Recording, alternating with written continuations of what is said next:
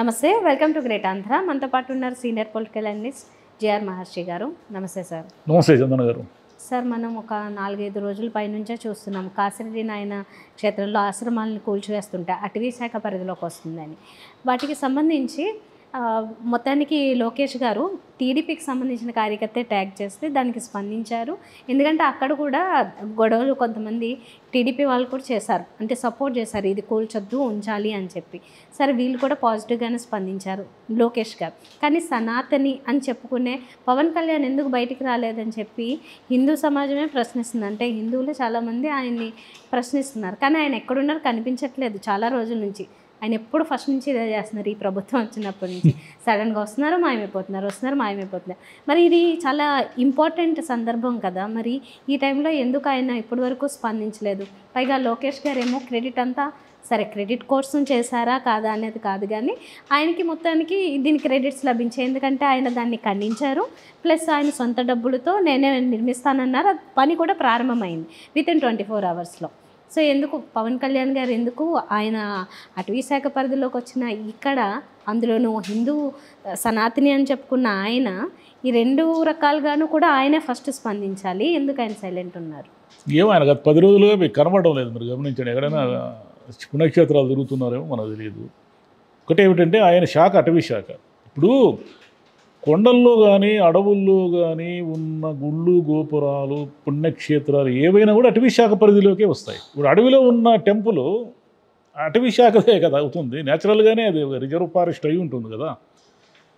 పవన్ కళ్యాణ్ గారు ఏమిటంటే ఆయన అటవీ శాఖ మంత్రిగా ఉండి ఆయన పరిధిలో ఉన్నటువంటి అది ఒక పుణ్యక్షేత్రం. అది అంటే ఎప్పటి నుంచి ఒక 40 ఏళ్లుగా కాశీనాయన గారు ఆయన అవధూత బతుకున్నప్పుడు జీవసమాధి అయ్యారు 1992లోనే. ఇప్పుడు ఆయన చనిపోయిన తర్వాత అక్కడ ఏమిటంటే పూజలు, అక్కడ ఆడున్న ప్రత్యేకత ఏమిటంటే నిత్య అన్నదానం జరుగుతుంది.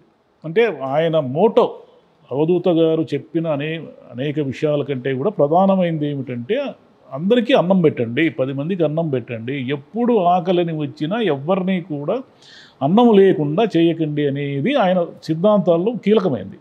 దీని ఆధారంగా ఏమిటంటే అక్కడ కాశీనాయన క్షేత్రంలో నిరంతరం అన్నదానం ఉంటుంది. ఈ అన్నదాన క్షేత్రాన్ని కూలగొట్టే అవసరం వీళ్ళకెందుకు వచ్చింది? అటవీ శాఖ వాళ్ళకి లేని సమస్య కదా. ఇంత మునుపు ఒకసారి ఎప్పుడో ట్రయల్ జరిగింది జనవరిలో, అప్పుడు ఎందుకు ఆపేశారు. ఇప్పుడేమో ఆ క్షేత్రాన్ని కూలగొట్టి ఇదేందో గ్రీన్ జోన్లోకి వస్తుంది, మాకు పైనుంచి వచ్చినాయి మేము కూలగొడతాము. వాళ్ళంతా మొత్తుకుంటున్నారు, వీడియోలో చూస్తే అర్థమవుతుంది, అయ్యా స్వామి ఇది ఏదో దేవుడిది, ఇది మేమేదో పూజలు చేసుకుంటున్నాము, ఇప్పుడు ఎందుకు వచ్చింది దీని జోలికి ఎందుకు వస్తున్నారు? ఇక్కడ ఏమైనా మేము వ్యాపారాలు చేసుకుంటున్నామా, దీన్ని ఏమన్నా అద్దెలకి ఇచ్చుకుంటున్నామా? ఏమీ లేదు కదా, అన్నం పెడుతున్నామంతే మేము, దీనికి పోయి ఎందుకయ్యా మీరు కూలగొడతారు అని వాళ్ళ అక్కడ ఉన్న స్వాములంతా కూడా అడ్డుపడినారు. అడ్డుపడినా కూడా అంటే అది జిల్లా అధికారుల స్థాయిలో జరిగింది కాదు, అది తెలుస్తుంది కదా. కాశీనాయన పుణ్యక్షేత్రం అనేది కడప జిల్లాలో చాలా ఫేమస్ అనేది మామూలు సాధారణమైన జనానికి కూడా తెలుసు. అది అక్కడ ఏమైనా ఉత్సవాలు జరిగినప్పుడు అడవిలో వెళ్ళి భక్తులు సందర్శించుకుంటారు. అందరికీ తెలిసిన ఒక క్షేత్రాన్ని, ఒక అన్నదాన సత్రాన్ని పైన నుంచి ఏ అనుమతి లేకుండా అక్కడున్న స్థానిక అధికారులు కూలగొట్టడానికి సాహసించారంటేనే కొంచెం కన్ఫ్యూజన్గా ఉంది. అది ఈ మధ్యన ఈ సస్పెన్స్ థ్రిల్లర్స్ ఎక్కువ చూసి రకరకాల అనుమానాలు వస్తున్నాయి. ఏంటంటే ఇప్పుడు పవన్ కళ్యాణ్ గారు లేని టైంలో ఆయనకి కావాలని కొద్దిగా డ్యామేజ్ చేద్దామని దాన్ని కూల్పించి మళ్ళీ వీళ్ళే దానికి మళ్ళీ చర్యలు తీసుకొని కట్టించి దానికి వచ్చిన ఇదంతా కూడా ఈయన మీదే తోసినట్లు ఉంది. అంటే చూస్తే సినారియో ఇలా కనిపిస్తుంది కూడా అనుమానం. ఇప్పుడు పవన్ కళ్యాణ్ గారు వస్త్రాలు ధరించి తిరుమలలో ఏదో ప్రక్షాళన చేశారు, ఆ తర్వాత నేను దక్షిణ భారతదేశంలోని పుణ్యక్షేత్రాలన్నీ సందర్శించుకొని వస్తానని కూడా ఈ మధ్య అఫిషియల్గా వెళ్ళొచ్చారు కదా. మనకు తెలిసే కేరళ అవన్నీ తిరిగేసి వచ్చారు ఆయన. తిరుమలలో ఏమన్నారు ఆయన, అదేదో తిరుపతిలో తొక్కిసలాడి జరిగితే టీటీడీ వాళ్ళు దీనికి బాధ్యత వహించి చైర్మన్ క్షమాపణలు చెప్పాలి అని వాళ్ళు క్షమాపణలు కూడా చెప్పారు ఈయన అన్న తర్వాత. మరి ఇప్పుడు క్షమాపణలు చెప్పాల్సింది ఎవరు? పవన్ కళ్యాణ్ గారే కదా. లోకేష్ గారు ఎందుకు క్షమాపణలు చెప్పడం? పవన్ కళ్యాణ్ గారు కదా మాట్లాడాలా, అయ్యా సనాతన ధర్మాన్ని పరిరక్షించే నిమిత్తము నేను పూనుకొని ఉన్నాను, కానీ నాకు తెలియకుండా నా అటవీ శాఖలోనే కాశీనాయన అన్నదాన సత్రాన్ని కూలగొట్టారనేది నిజంగానే బాధాకరమైన విషయము, నేను క్షమాపణలు చెప్తున్నాను భక్తులందరికీ అని చెప్పి ఈయన డబ్బులతో కదా కట్టించాలా? అదే అసలు ఈయనకి తెలియకుండా జరగడమే ఒకటి దీంట్లో హైలైట్. అంటే మళ్ళీ లోకేష్ గారు వచ్చి ఆయన సొంతంగా ఆయన డబ్బులతోనే కట్టిస్తాను, దానికి జరిగిన దానికి క్షమాపణలు చెప్పడం. ఏం చేస్తారు ఆయన? ఆయన మీద వచ్చింది ఆయన దృష్టికి వచ్చినప్పుడు అరే ఇది మనోభావాలు దెబ్బతినే విషయం కదా, ఇది అసలు దీని జోలికి మీరెందుకు పోయారు అని ఆయన గౌరవంగానే తన మర్యాదను కాపాడుకున్నాడు. పవన్ కళ్యాణ్ గారు అసలు ఏమీ స్పందించకపోవడం అనేది అనేక మందికి బాధాకరం. ఎందుకంటే ఈయన కదా హిందూ ధర్మం గురించి నిరంతరం మాట్లాడుతున్నారు. హిందూ ధర్మం గురించి మాట్లాడుతున్నప్పుడు ఆయన కదా దాన్ని, అంటే అటవీ శాఖని నేను నా శాఖల్లో నాకున్న శాఖలన్నింటినీ కూడా నేను ప్రక్షాళన చేస్తాను, దృష్టి పెట్టాను, కేంద్రీకరించానని అంటూ ఉంటాడు ఆయన పాలన మీద. కానీ ఆయన శాఖలోనే ఏం జరుగుతుందో ఆయనకు తెలియదు. అంటే ఎక్కడో కడప జిల్లాలో మారుమూలలో జరిగితే నాకేం సంబంధం అంటే, అవును ఒక ప్రఖ్యాతిగాంచిన ఆ జిల్లానే వాసులే కాకుండా మొత్తం రాయలసీమ అంతా కూడా నిరంతరము వెళ్ళి వచ్చే కాశీనాయన క్షేత్రానికి, అంటే ఏదో ఒక సందర్భంలో కాశీనాయన క్షేత్రం గురించి మీకు తెలియదంటే ఇంకేం చేయాలి మేము? ఇప్పుడు అటవీ శాఖ వాళ్ళు అన్ని రిజర్వ్ ఫారెస్టుల్లోనూ భక్తులు వస్తూ ఉంటారు. అక్కడ ఉన్న వాళ్ళ భక్తులకు హాని కానీ లేదా టైగర్స్కు సంబంధించి ఇబ్బందిని కానీ వీళ్ళు చెప్తున్న విషయాలన్నీ కూడా తిరుమలకు శ్రీశైలానికి కూడా వర్తిస్తాయి కదా.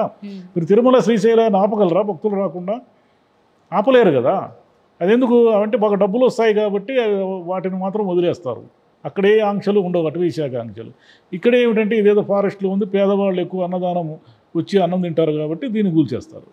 ఎట్లా అది అన్నదాన సత్రాన్ని మీరే కదా జగన్ వచ్చి అన్న క్యాంటీన్లని మూసేసాడు, అన్యాయం ఆక్రోశించి మొన్న అన్న క్యాంటీన్లు పెట్టి అన్నం పెడుతున్నారు. మరి అన్నం పెడుతున్నాడు 40 ఏళ్ళుగా అన్నం పెడుతున్న దాన్ని ఎందుకు కూల్చడం? దాన్ని దానివల్ల ఏమిటి మీ అటవీ శాఖకు హఠాత్తుగా వచ్చిన ముప్పు లేదా అక్కడ ఉన్న వన్యమృగాలకు లేదా పర్యావరణానికి వచ్చిన ఇబ్బంది ఏమిటి? ఉన్నట్టుండి అది ఎక్కడో అడవిలో ఉంది, నమ్మకం ఉన్న వాళ్ళు పోతారు, మీకెందుకు అది? ఇప్పుడు సడన్గా ఈయన మేల్కొని పవన్ కళ్యాణ్ గారు వచ్చి మాట్లాడతారు.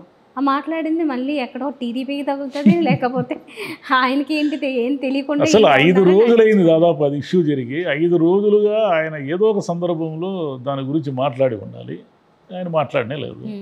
అందులోనూ ఇప్పుడు వచ్చి ఏం మాట్లాడినా మళ్ళీ లోకేష్ గారికి, అంటే అధికారులే కదా చేసింది. ఇప్పుడు దొంగలు స్మగ్లింగ్ చేశారంటే నాకేం తెలియదు అనొచ్చు ఈయన. ఇక్కడ జరిగింది అధికారులే చేశారు కాబట్టి చెప్పారు, ఎక్కడ మాకు ఆర్డర్స్ వచ్చాయని చేశారు. మళ్ళీ అధికారులను విమర్శిస్తే వాళ్ళ సొంత ప్రభుత్వాన్ని లేకపోతే ఆయన సొంత శాఖని విమర్శించుకున్నట్లు అవుతుంది. సరే, ఇంకా లోకేష్ గారు అక్కడ ఆల్రెడీ ఇన్వాల్వ్ అయ్యారు కాబట్టి ఈయన అసలు ఇంకా దాని జోలికే రారు అంటే స్పందించకుండా ఉంటే జనాలు ఊరుకోరు. ఇట్లానే ఆయన్ని ఇంకా హాంట్ చేస్తూ ఉంటారు. దాని మీద ఎందుకు స్పందించారు? ఆయన ఎప్పుడు ఇంకా సనాతన ధర్మం గురించి మాట్లాడినా, అయ్యా నువ్వు కాశీనాయన క్షేత్రం కూర్చున్నప్పుడు ఏం మాట్లాడినావు, నీ స్పందన ఏంది అని అడుగుతారు. అప్పుడేమో చైర్మన్తో క్షమాపణ చెప్పించావు కదా టీటీడీలో, మరి ఇప్పుడు నువ్వు కదా క్షమాపణ చెప్పాలా, లోకేష్ ఎందుకు చెప్పాడని అడుగుతారు. ఇంకోటి ఏమిటంటే ఆ వీడియోలో మనకు చాలా స్పష్టంగా కనిపిస్తూ ఉంది, ఆ స్వాములందరూ కూడా బతిమలాడుతున్నారు. ఎందుకయ్యా కూలుస్తారు, ఏం జరిగింది, నేను అన్నం పెడుతున్నాం అంతే, మేము ఏం చేయడం లేదంటే కూడా వినకుండా చూసేవాళ్ళకి అయ్యో అనిపిస్తుంది. ఎందుకు ఇది అన్యాయం కదా. అక్కడ వాళ్ళు ఏదో దొంగతనాలు గంజాయి స్మగ్లింగ్ చేస్తుంటే అడవిలో మీరు పట్టుకొని దాన్ని అవాయిడ్ చేయడానికి మేము చేసామంటే కూడా అర్థం ఉంది. వాళ్ళ మానాన వాళ్ళు ఏదో భక్తితో అన్నం పెడుతూ ఉంటే మీకెందుకు అది గోల? తొందరగా స్పందించుంటే ఇప్పుడు ఆయనకి ముందు నొయ్యి వెనుక గొయ్యేలాగా సిచ్యువేషన్ లేకుండా అయిపోయేది. లేట్ అయినందుకు కొన్నిసార్లు ఆలస్యం అమృతం విషయం అంటారు. సామెతలు అన్ని చోట్ల అన్ని రకాలుగా పనిచేస్తాయి. ఆయన అయితే ఇప్పుడు మాత్రం తప్పే చేసినట్లు లేట్గా స్పందించడం, అంటే స్పందించలేదు ఇప్పటికీ కూడా, స్పందిస్తే కూడా అదే జరుగుతుంది. చూద్దాం, ఇంకా టైం ఉంది కదా, నిదానంగా మేలుకుంటే మాట్లాడతారేమో చూద్దాం. Thank you sir. Thank you.